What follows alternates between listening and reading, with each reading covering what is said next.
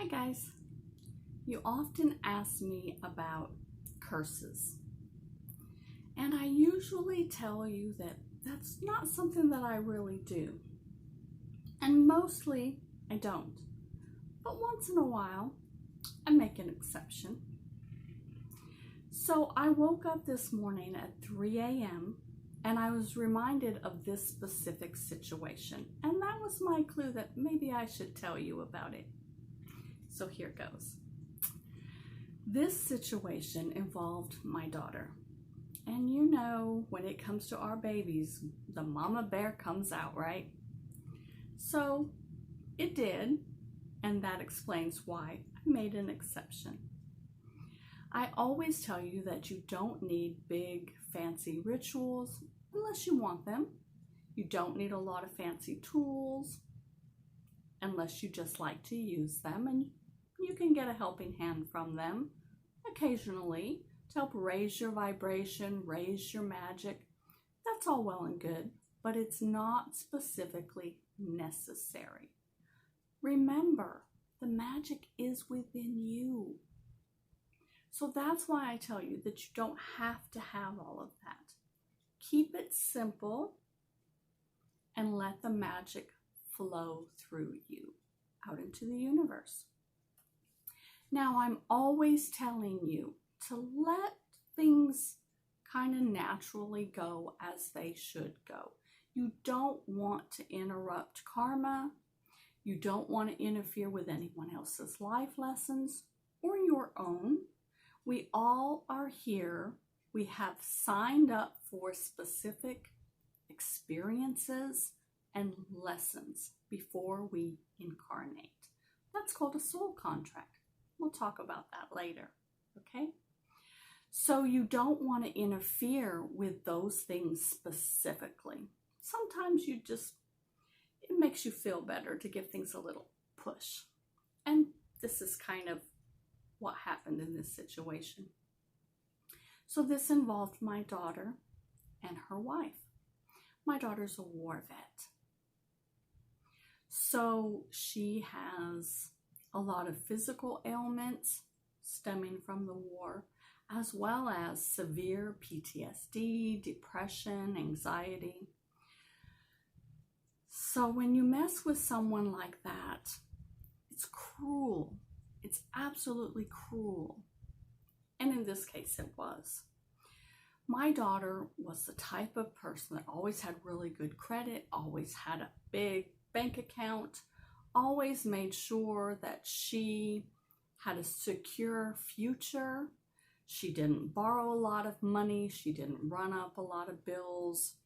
And she made sure that she was very responsible. So this person took all of her savings account, talked her into borrowing money, used her credit, didn't pay it back, ruined her financially, then lied to her, preyed upon her mental illnesses resulting from the war, cheated on her, lied to her, everything that you could do to a person.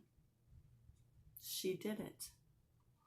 My daughter would call me and say, this is happening and that is happening and I suspect this, and she would tell me the scenarios and red flags would go up, and I'd say, absolutely, that is exactly what is happening, and you need to confront her and you need to, protect yourself. And she didn't want to, she didn't want to believe it, but eventually it all came out. Then this woman would call me and try to turn the tables and make it seem like it was my daughter doing it, and what she suspected wasn't happening. And I would tell her, look, everyone has free will. If you don't want to be in this relationship, be honest with my daughter and tell her the truth and then leave. You're not stuck forever into a relationship you don't want to be in.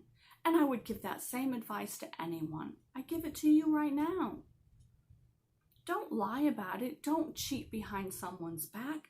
If you don't want to be with them, leave. Okay? So then she systematically started going to my daughter and trying to say that I was on her side and she was driving a wedge between me and my daughter. Now, that would be hard for anyone to face, to feel like they're all alone and they haven't got anyone on their side. And you add mental illness and depression and all of that on top of the situation, and it's cruel. It's absolutely cruel. So eventually it all came out. She admitted what she'd done. She begged for forgiveness and she wanted to work things out. My daughter loved her. She took her marriage vows very seriously.